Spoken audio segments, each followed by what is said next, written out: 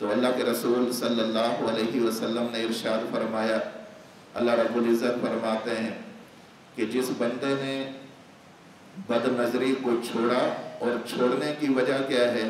مخافتی، اس کے دل میں میرا ڈر پیدا ہو گیا۔ اللہ فرماتے ہیں ابدلتہ ایمانا، میں اس بد نظری چھوڑنے کے بدلے میں، بد نگاہی کو چھوڑنے کے بدلے میں اسے عطا کیا کروں گا؟ ابدلتہ ایمانا یجد حلاوتہ فی قلبہ، اسے ایسا ایمان اور ایمان کی وہ کیفیت نصیب فرماؤں گا کہ جس کی حلاوت، جس کی مٹھاس وہ اپنے دل کے اندر محسوس کرے گا۔ جو بندہ بد نگاہی چھوڑ دیتا ہے، بد نظری چھوڑ دیتا ہے، ہمارے ہاں بد نظری کیا ہے؟ کسی غیر محرم کو دیکھنا۔ ہمارے ہاں بد نظری کیا ہے؟ کہ موبائل پر لڑکیوں کی تصویریں دیکھنا، نامحرموں کی تصویریں دیکھنا۔ یہ ساری ایسی چیزیں ہیں کہ جو بد نظری کے اندر آتی ہیں، جس کو دیکھ کر انسان گناہ پر آمادہ ہو جائے، اس شخص کو شہوت کی نگاہ سے دیکھنا، یہ بد نظری ہوتا ہے۔ بعض چیزیں تو شریعت نے حرام کر دی ہیں، غیر محرم خواتین کو نہیں دیکھنا، عورتوں کو حکم ہے غیر محرم مردوں کو نہیں دیکھنا، لیکن اسی طرح چند اور ایسی چیزیں ہیں کہ جب بندہ دیکھتا ہے تو انسان کا دل گناہ کی طرف آمادہ ہو جاتا ہے۔ ان سے اپنے آپ کو بچانا ہے۔ جب بندہ ان سے اپنے آپ کو بچاتا ہے تو اللہ رب العزت ایسا ایمان اور ایمان کی وہ کیفیت نصیب فرماتے ہیں کہ جس کی حلاوت اور مٹھاس وہ بندہ اپنے دل کے اندر محسوس کرتا ہے۔ اسی طرح اللہ کے رسول صلی اللہ علیہ وسلم نے ارشاد فرمایا، ایک وقت آئے گا کہ ہر بندے کو زنا کا کچھ نہ کچھ حصہ ملے گا۔ پھر اللہ کے رسول نے فرمایا العینان تزنیان، آنکھیں بھی زنا کرتی ہیں، وزناہما النظر، ان کا زنا بد نظری کرنا ہے۔ الیدان تزنیان، ہاتھ بھی زنا کرتے ہیں، اور ان کا گناہ البطش، زناہما البطش، کسی غیر محرم کو شہوت کے ساتھ پکڑنا، چھونا، یہ ایسا گناہ ہے کہ جو ہاتھوں کا زنا کہلاتا ہے۔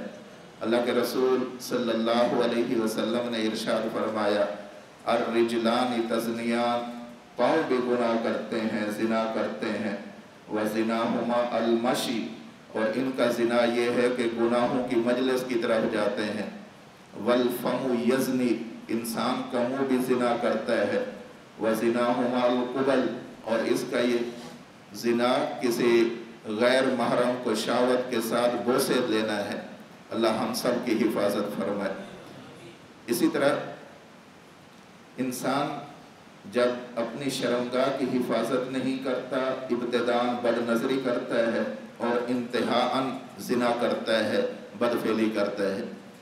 اللہ کے رسول صلی اللہ علیہ وسلم کی مجلس میں ایک شخص حاضر ہوئے، حضرت ابو امامہ رضی اللہ تعالی عنہ سے مروی ہے، اللہ کے رسول کی مجلس لگی ہوئی ہے، ایک شخص آیا، آ کر اللہ کے رسول صلی اللہ علیہ وسلم سے عرض کی اذن لی فی الزنا، اے اللہ کے رسول مجھے زنا کی اجازت دیجئے کہ میں زنا کروں۔ لوگ پریشان ہوئے، صحابہ کرام کی کیفیت بدل گئی، لوگوں کو غصہ آیا کہ اللہ کے رسول کی مجلس میں زنا کی اجازت لے رہا ہے، کیسا عجیب آدمی ہے۔ اللہ کے رسول نے فرمایا کہ اپنی اپنی جگہ پر ٹھہرے رہو، اسے میرے قریب بلاؤ جس نے یہ بات کی ہے۔ وہ شخص آیا، اللہ کے رسول صلی اللہ علیہ وسلم کے سامنے بیٹھ گیا۔ اب اللہ کے رسول بھی ہیں، شفیق بھی ہیں، مربی بھی ہیں۔ اللہ کے رسول صلی اللہ علیہ وسلم جانتے ہیں کہ کس بندے کو کیسے بات سمجھانی ہے۔ اب اللہ کے رسول صلی اللہ علیہ وسلم نے ڈانٹا نہیں، مارا نہیں، دھکے نہیں دیے، اور یہ نہیں کہ میری مجلس سے نکل جاؤ، اسے بے شرمی اور بے حیائی کے طعنے نہیں دیے۔ اللہ کے رسول صلی اللہ علیہ وسلم نے اسے سامنے بٹھا کر دعوت فکر دی ہے۔ اللہ کے رسول نے فرمایا اتحبہ لأمک، اے میرے صحابی کیا آپ یہ بات پسند کرتے ہیں کہ جس خواہش کا اظہار آپ کسی اور کے لیے کر رہے ہیں، کسی اور عورت کے لیے کر رہے ہیں، کیا اسی چیز کا اپنی ماں کے لیے بھی خواہش کا اظہار کر سکتے ہو؟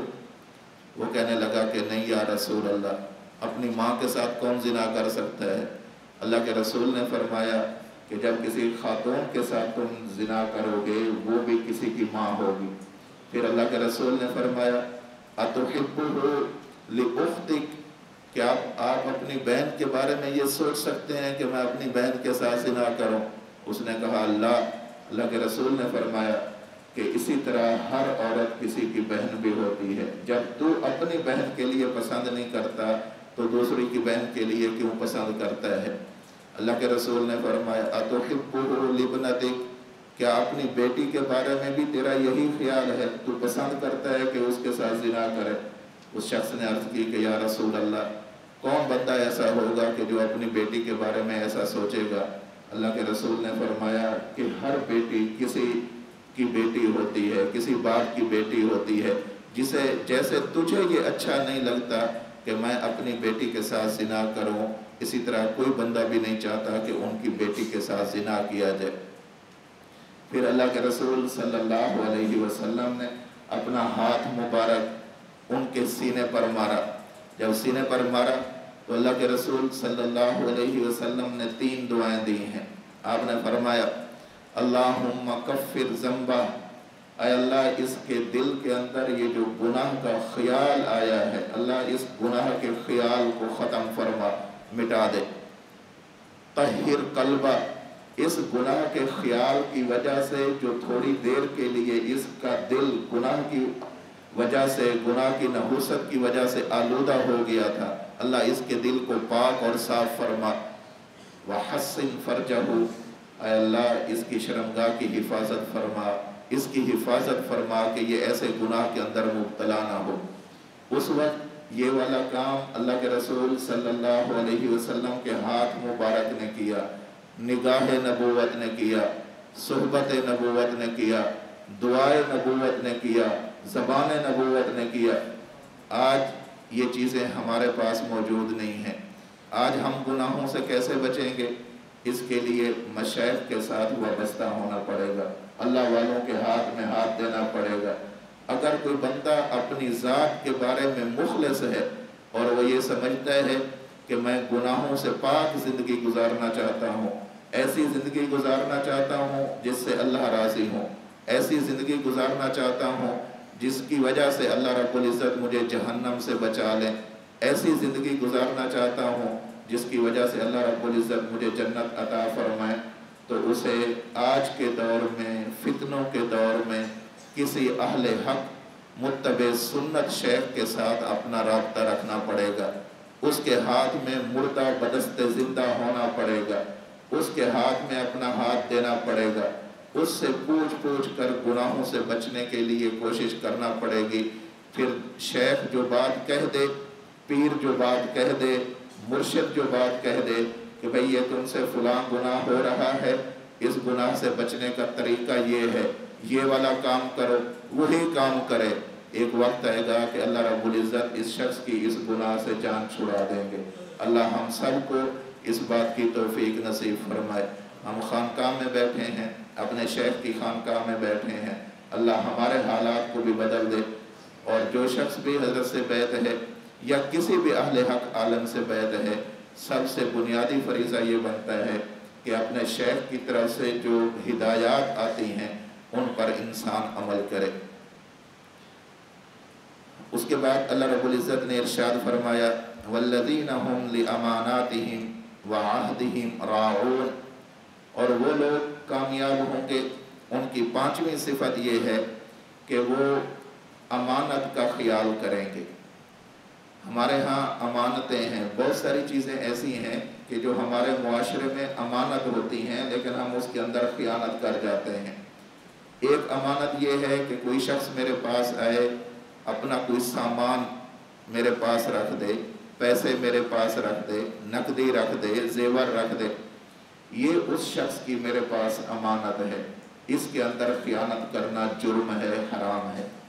بعض امانتیں انفرادی ہوتی ہیں، کوئی بندہ آ کر امانت کے طور پر چیز دے دے، یہ میرے پاس امانت ہے، اس کے اندر بھی خیانت نہیں کرنی چاہیے۔ اور بعض امانتیں ایسی ہیں کہ جو انفرادی نہیں اجتماعی ہوتی ہیں، قومی ہوتی ہیں، ملی ہوتی ہیں، پورے ملک کے اس کے ساتھ حقوق وابستہ ہوتے ہیں۔ میں اس کی چھوٹی سی ایک بات عرض کرتا ہوں۔ جیسے بجلی جا رہی ہے، یہ بجلی پوری قوم کے لیے ایک امانت ہے۔ اب جو بندہ اس بجلی کو ناجائز طریقے سے گھر کے لیے حاصل کرتا ہے، دکان کے لیے حاصل کرتا ہے، اپنے کاروبار کو چلانے کے لیے اس کو استعمال کرتا ہے، کنڈی لگا دیتا ہے، میٹر کے علاوہ غیر قانونی راستہ اختیار کرتا ہے، یہ بندہ امانت کے اندر خیانت کرنے والا شمار ہوگا۔ اگر کسی بندے نے انفرادی امانت کے اندر خیانت کی تو ایک بندے سے معافی مانگ لینے سے کام ہو جائے گا، اور جس بندے نے پوری قوم کی امانت کے ساتھ خیانت کی ہے وہ کس کس سے معافی مانگتا پھرے گا۔ اس لیے ہمیں ان باتوں کا خیال کرنا چاہیے۔ بجلی چوری کا مسئلہ ہو، گیس کی چوری کا مسئلہ ہو، یا کسی بھی ایسی چیز کے اندر جہاں پر بہت سارے لوگوں کے حقوق وابستہ ہو چکے ہوں، ان کے اندر خیانت کرنا یہ اجتماعی خیانت کا ارتکاب کرنا ہوتا ہے۔ اللہ ہم سب کی حفاظت فرمائے۔ چھٹی چیز اللہ رب العزت نے ذکر فرمائی، وَعَهْدِهِمْ رَاعُونَ، وہ معاہدوں کی پاسداری کرنے والے ہیں۔ معاہدہ ہوتا ہے دو بندوں کے درمیان طے شدہ کوئی معاملہ۔ میرا اور ان کا معاہدہ ہو گیا کہ ہم یہ کام کریں گے یا ہم یہ کام نہیں کریں گے، یا فلاں وقت تک کریں گے، فلاں وقت تک نہیں کریں گے۔ اب یہ ہمارا آپس کے اندر معاہدہ، وہ کہتا ہے آپ بھی اس بات کا میرے ساتھ معاہدہ کرو کہ آپ بھی یہ کام نہیں کریں گے، یہ کہتا ہے آپ بھی میرے ساتھ معاہدہ کرو کہ ہم یہ کام نہیں کریں گے۔